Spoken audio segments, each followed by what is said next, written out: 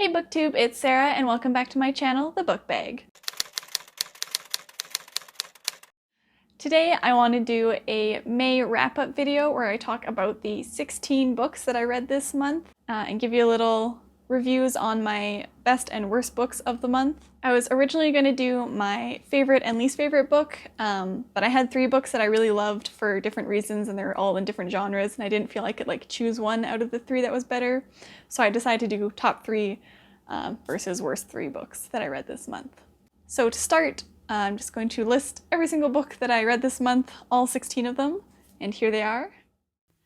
Meet Cute Diary by Emery Leigh, The Long Way to a Small Angry Planet by Becky Chambers, The Ones We're Meant to Find by Joan He, When You Get the Chance by Tom Ryan and Robin Stevenson, Once Upon an Eid, edited by S.K. Ali, The Antidote for Everything by Kimry Martin, The Boy, the Mole, the Fox, and the Horse by Charlie McKessie, Last Night at the Telegraph Club by Melinda Lowe, I Love You So Mochi by Sarah Klune, People We Meet on Vacation by Emily Henry, The House in the Cerulean Sea by T.J. Klune, In Order to Live by Yeonmi Park,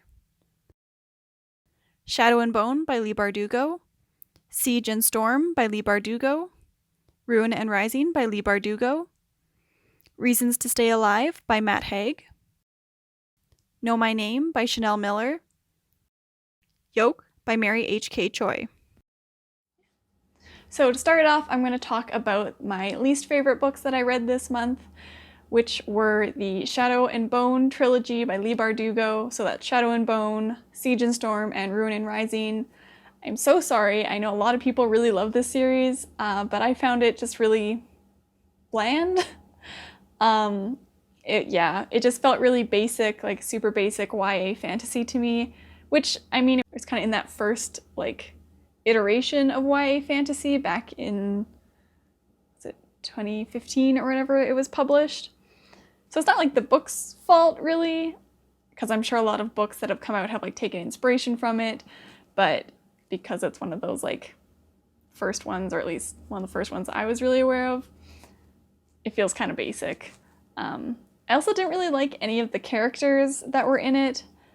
They're all pretty also basic or annoying or boring in some way. There are a couple ones that were kind of fun, but I never really got attached to any of them, which is kind of scandalous because I know with the TV show out now, there's all these people who are like, oh, Alina and Mal are the best couple, and I was like, no, it's the Darkling and Alina, which y'all need therapy, but fine. We don't support toxic men here. And they're both toxic. The Darkling's straight up a bad guy, kills people, just terrible, power hungry. But then Mal's also weird and possessive and does that weird early 2010s trope of being super jealous all the time and possessive and just randomly throwing hands at people. Not a fan of that. It's just why can't you just be nice? And I'm usually such a fan of best friends or childhood friends to lovers tropes in books, but yeah, they're just kind of trash people, so couldn't really ship any of them. I guess they all deserve each other. I'm still planning on watching the TV show once I finish reading Six of Crows and Crooked Kingdom, because I've heard lots of amazing things about it, but I will probably most definitely forget the books in 2 months' time and what happened in them, so. Sorry guys, please don't come for me. Don't at me in the comments. Thanks. So now on to the happier side of things. I'm going to talk about the 3 books this month that I really, really loved. So to start it off, I'm going to talk about Know My Name by Chanel Miller. So this is a memoir. Chanel Miller was a victim of rape. She was the victim in the Stanford rape case, but the Stanford rape case was very famous, and the perpetrator got 2 months jail time for it, and it was really horrific. But this is Chanel's story as the victim, and it's very beautifully written. She has a wonderful writing style, and it's obviously very painful and pretty upsetting to read, but it also really gives you a very interesting look into the court system and what it's like to actually report sexual assault as a victim, especially in her case where they had really good evidence, there were witnesses and stuff, And she really talks about like how difficult it is to pursue those kind of cases, even when they are like, you know, they seem pretty like open and shut, clear-cut cases. It really shows why victims are so hesitant or scared of pressing charges or pursuing it through a legal system. So it's a really beautiful and heart-wrenching book, and I'd really recommend it. It's really, it's really eye-opening, and I just made me really emotional. It was quite something. The next two books that I want to talk about are not heavy at all and are like are nice and happy and fluffy and will make you feel better and less destroyed by the world. So the next one I want to talk about is People We Meet on Vacation by Emily Henry, which I actually own. All the other books are library books that I'm talking about today, but I actually own this one. But yeah, I actually really loved Emily Henry's first book, Beach Read, so I bought her second book because like this cover is so cute, and it's got a lot of my favorite romance tropes like best friends to lovers, the whole like they've rented a hotel room and there's only one bed, oh no, what will they do? That kind of stuff. Chef's kiss, top tier romance tropes. But yeah, so this is like a really cute romance of Poppy and Alex, who are like best friends and would always go on summer vacation trips together until a couple years ago when they had a big fight or something, a big falling out, and they haven't really been close ever since. And she decides to try and reconcile with him. So they go on like one more summer trip, and it's lots of like slow burn romance. I mean, their friendship is like 12 years old, so it's like a romance 12 years in the making. Lots of little like angsty things. Some romance books have a really bad habit of putting like all of the issues in the relationship on like a misunderstanding. Like, you know, they misunderstand like a text that they see on someone else's phone, or like they overhear a conversation and are like, oh, they've been lying to me, and just like leave. And I'm like, you could just like talk to them. But this book does not really have that. So that was really nice. Like all of the angst and stuff was a lot less shallow than that. But yeah, I think I read this in like a day, and it was really good and it was really cute. And I would highly recommend it. It's like the perfect summer read. So the last book that I wanted to talk about today was House on the Cerulean Sea by T.J. Klune. This was one that a couple of you had mentioned in the comments of my last video, my library haul video, that you had really enjoyed.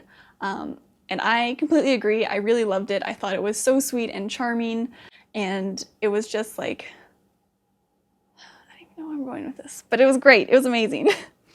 I had heard lots of people talk about it on like BookTube and various places, and there was a lot of hype around it, which always makes me like a little bit nervous because I'm like, what if it doesn't meet the hype and like doesn't match my expectations? But this one really did. It was just like, yeah, it was just so lovely, and it had all these like really great characters who were so sweet to each other, and all the like magical children were so fun and so hilarious. It had really great like character development too. Like the main character, Linus, he has a great like character arc of like starting as this like, you know, bureaucrat, all very like stuffy and uptight, and he comes to like this super chaotic orphanage with all these kids who are just like kind of running amok, and the, you know, their like father figure, Arthur, who just is like, they're children, they're magical, but they're still children, we just gotta let them do their thing. And the way that like Linus just let his hair down, so to speak, and fell in love with everyone on the island was just so sweet and like adorable. I would protect those children with every tiny muscle in my body. I really love the way that like all the kids had their own relationship with Linus as well as each other and Arthur, and especially I loved Chauncey and his dream of being a bellhop. I thought that was so sweet and so cute, and he was just hilarious and a little bit cheeky. Checking those little like the little like tiny hands. Oh, so cute. But yeah, I thought all the characters were so well done. All the relationships in it were so wonderful and like deep and meaningful, while still like they obviously all cared for each other so much. And it was just really great and really sweet. It did have a little bit of that like Miss Peregrine's Home for Peculiar Children vibe. Not so much the Umbrella Academy like I originally thought, but definitely like all that, but like a lot nicer and not necessarily fluffier, because I think it still had some like good deep meanings and morals in it, but just more lighthearted, less like doom and gloom and everything's awful and pessimism. Is very much like more optimistic. So yeah, I really loved it. Right, so that's all that I have for the wrap up today. Let me know if you want me to talk any more about any of the other books that I read this month, or if you had any thoughts or opinions on some of the books that I discussed today. Just let me know in the comments and I'll chat with you down there. Don't forget to like and subscribe, and I'll see you in my next video. Ooh, that's a good one.